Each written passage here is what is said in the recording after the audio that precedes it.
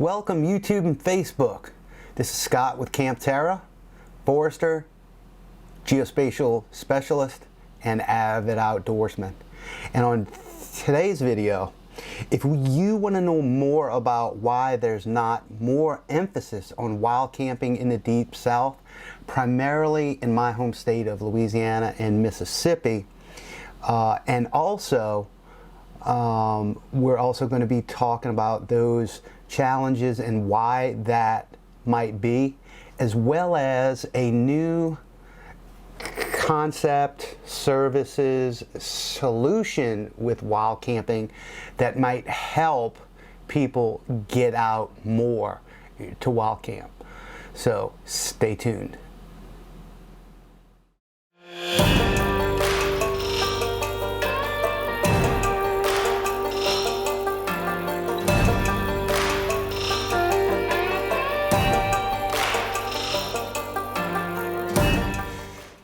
Alright, so hey, we're talking about wild camping here in the Deep South. I've read and researched the definitions of wild camping and dispersed camping and stealth camping and leave no trace camping and bivouacking, and it seems like there's so many different varying definitions, right? So I've kind of studied it and I've come up with kind of my own explanation or definition of wild camping, and I think it's pretty good.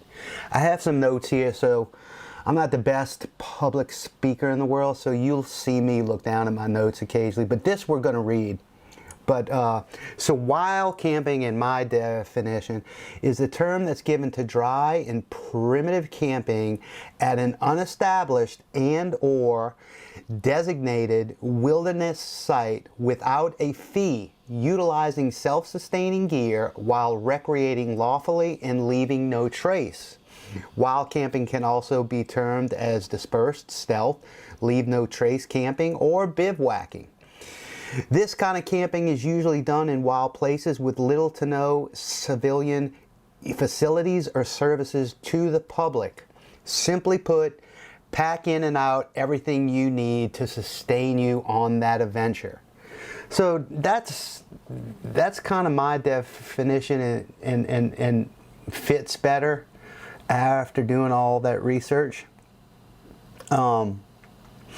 Also, wild camping in the South, in the Deep South, not just the South, right? So it seems to be lesser known, especially in my state of Louisiana and Mississippi, and even in Alabama somewhat. I think hiking and backpacking, RV camping, primitive camping at pads, at a primitive camping site, at a campground, kind of take precedent over wild camping, right? And it's so much more prominent out west and even in the Northeast, right? And it could be said that the reason why it's a little bit more widely accepted in the Northeast is you have a lot more serious ultralight hikers and backpackers out there who stay out more and are a little more experienced, right? And out west is generally, like, when you do a search for wild camping on YouTube, 90% of the videos are going to be all in the United States out west, right? Or they'll be international, like in Europe and countries of that nature. Wild camping is huge in Europe. But here in Louisiana and Mississippi, not so much so. We're going to kind of get into that a little bit.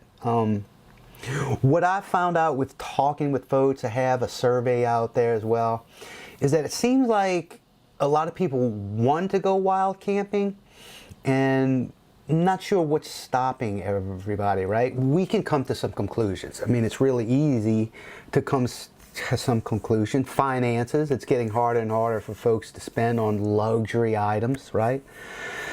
Little to no time to do that. This busy, fast-paced cycle of a life that we endure now just really takes it out of us, and it's gotten to the point now that you really just have to make the time. You have to make the time and motivate yourself and just do it. That's just a fact. Some other things: fear of being alone, scared, a safety issue. I kind of do get that, but there are ways to get around that, and we'll discuss that a lot more on this channel. And of course, gear needs. That kind of goes back to finances, right? Having the essentials and the correct gear to self-sustain you and yourself, and or friends or whoever goes with on those adventures. I mean, let's face it, you need some kind of gear, right? You need that. And it's not cheap. I mean, if you want something decent, if you want something small enough that's going to fit into a pack and not be 40, 50, 60 pounds worth, you know, it takes a little work, right? And of course, I've heard people tell me, well, there's just not too many. I have to travel. So for some folks, traveling to get to wild camping places, that is an issue, right? I mean, go figure. I mean, you're going to the middle of nowhere to wild camp, so you're gonna have to put some travel time in. And then some other issues might be lack of education in woodsmanship and navigation skills. I hear that a lot. But let's face it again, the biggest reason why people don't go wild camping here in our neck of the woods in the Deep South is that they say there are a lack of places or sites to wild camp. So just hold on to that just for a minute.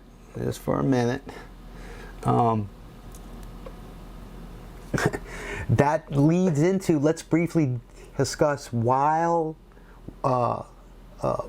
camping sites or spots. As that name applies, wild camping, it's just that. It's an off-grid, unimproved, non-regulated, or non-maintained camping site in the middle of the wilderness or the forest, right? These sites wouldn't be readily known. I mean, there wouldn't be wild camping spots, maybe. So that's kind of the issue. So there's a learning curve there for folks who want to get into it, and maybe they mean that, you know, they need to know a general area that's where it's safe, or they don't really. And that is another thing in my research that I find.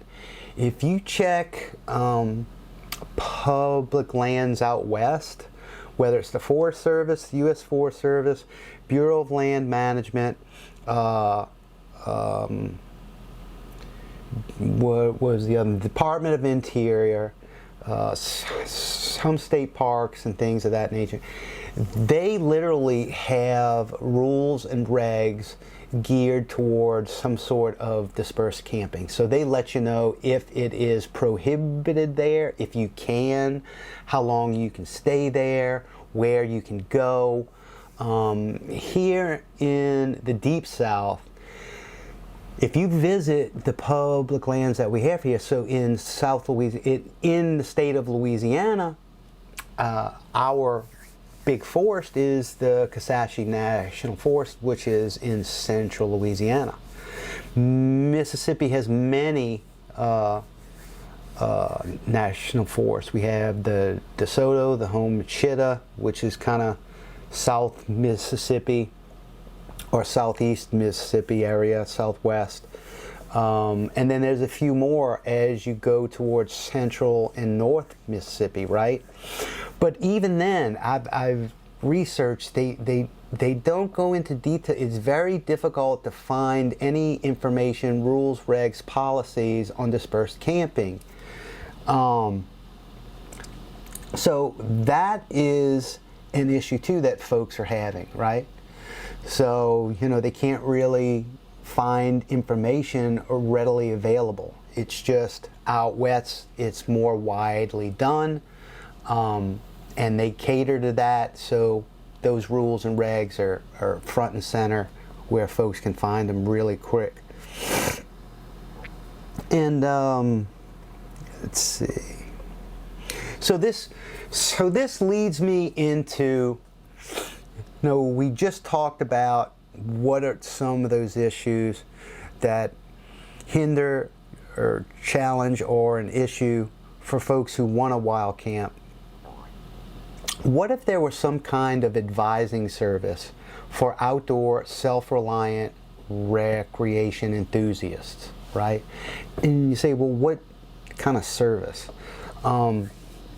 I quickly realized that there was an extreme amount of research needed to pull many different types of variables of wild camping together in order to not only locate wild campsites, but reel in and include a safety plan of sorts, right? With the various degrees of information that I found. So I started brainstorming all these variables needed to make a southern-based, deep south wild camp adventure not only fun, but as safe and lawful as it could be. As the brainstorm evolved, I asked friends who camp about the idea, and the answers and information they gave were definitely revealed that there was a disconnect. And we kind of went into that earlier. Where to go, how to do it, where do I get the information to learn about land-based navigation and mapping? Do I just walk straight into the woods? All these different questions, right? So, another thing that the friends mentioned was that it proved that a resource or a report sounded like a good idea to aid wild campers on their adventures into the wild places and off the beaten path. So it's like, okay, so some piece of information that would aid wild campers to get into those in the middle of nowhere sites, right, that are really fun. Well, what's involved with that? What is all that? Okay, so what are CAMPTERRA Wild Camp Service reports, right? So they are a digital standard page size PDF file that you can access and read from your computer or your mobile device that would be emailed to you. What you are seeing here is a working and functional report that's ready to go, but it is not 100% refined yet. The report offers two main categories of information. One being a wilderness guide. Okay, number two, it acts as a safety plan that you can share with family and friends should you not return home from a wilderness trip, right? So that's excellent. The report itself is broken down into 7 sections. State and local information, such as the local police department, the nearest grocery, nearest hotel, nearest car maintenance, what hunting seasons are in right now, and many, many more. Okay. Number 2 is driving directions from your home address to the actual wild camping parking site. So where you will park and then walk to a starting point to begin your land navigation to the end point, which would be your wild camp location. 3 will be weather and cell service coverage areas, which is very helpful. 4 will be mapping and land navigation using the DON method. The DON method is something I made up. It stands for Digital Outdoor Navigation, and we will have a separate video on that. Number 5 will be wild camp site specific info. Okay, so this is like the gray matter or the little idiosyncrasy specks of information that you don't really find out until you're out there and you're like, oh, where's this, what's this, blah blah blah. So they're little bits of notes that will help you. And then number 6 is first aid, and number 7 is wilderness ethics and checklists. So you'll have some information there about leave no trace, as well as first aid checklists and backpacking checklists. And then number 8, the last, there'll be some blank note pages in there should you want to journal, write any notes down, draw something for you to remember for next time. So pulling all this information together it takes time, right? Time and effort. Once you see this, you could imagine how many different places on the web you would have to go pull information for. It's a lengthy process to gather it all and put it in this organized, easy to read, lightweight report. So it does take time. The Wild Camp Services report is going to be something that's extremely affordable. Okay, the funds that I collect from this service will go right back into refining this report, and what I'm hoping to do with it and what this refining might be is to actually change this from a PDF document report into something of a sleek, compact field report journal that you can take with you every time you go out to wild camp. Something you could easily slip into your backpack that's always there. It's a vital piece of your kit now, right? So another thing is I would love to get some beta testers on this, right? Folks who would like to go out with this Wild Camp Service report and use them and try them out and see what works and what does not work. That would be great. If you're local to Louisiana and Mississippi, you frequent the Kasashie or the Homachita or the DeSoto National Forest, those spots would be really great. We can do it for any place in Mississippi and Louisiana, but it's got to be Forest Service. But if you'd like to try one and collaborate and work with me, just send me an email. Once again, you can find my email address at my website, campterra.us, on the bottom of every page.